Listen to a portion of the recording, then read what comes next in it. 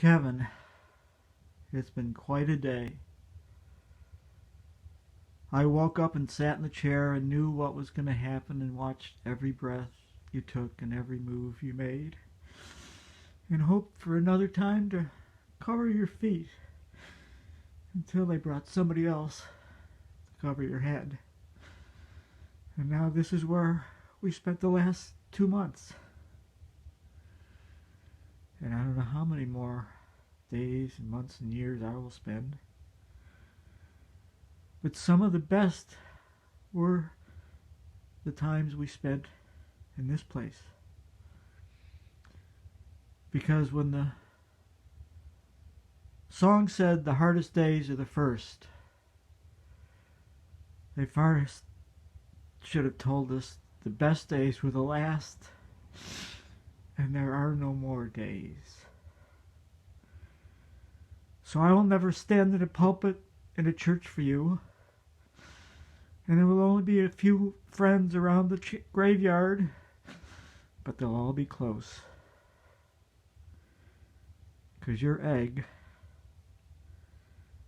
and you brought a lot of love and a lot of laughter to a lot of people, and there's going to be a lot of stories told. Some of them are familiar, and some of them are for the first time,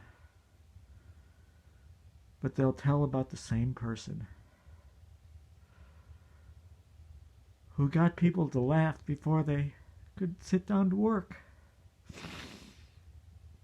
When people asked you how the concert was last night, you said, "What?" And they said, "A lot of laughter." You followed me through Canisius, like all of us did. And you were on the debate society until you agreed that you'd rather debate than argue. And then you followed me to Boston College. And I just remembered that you followed me into the Fulton Society. But I graduated. You left.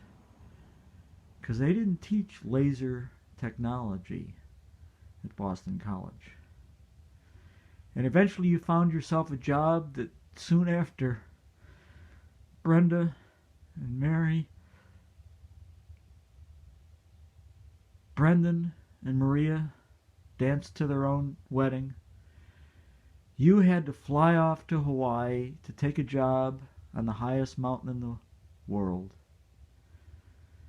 It took you a half hour of quiet time between your trip to the house and the trip to your office. And when you got there, they told you all you had to do was look up into the sky and all the stars. And your only job in life was to find that space in space that no one else could find.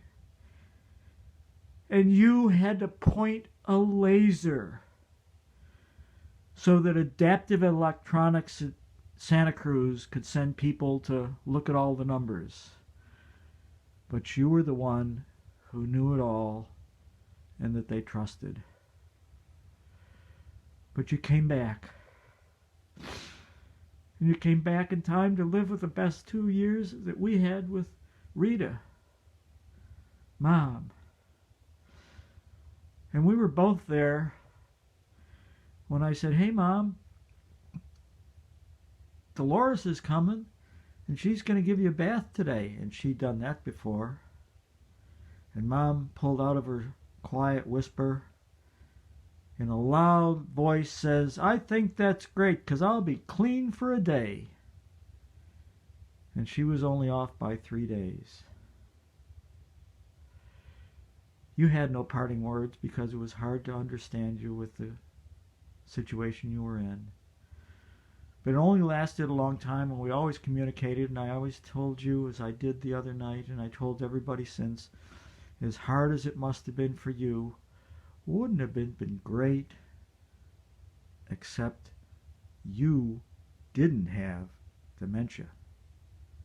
And so who knows where the next time will take us all. And we'll never be together, and perhaps only one of us will be missing, because, as Conan Barry said, there's only one difference between an Irish funeral and an Irish wake, and an Irish wedding, and an Irish birthday, and an Irish birth is one empty chair. And I quickly chimed in, or one crowded sofa. So before we cry too much over a man who's known for laughing, let's find a sofa.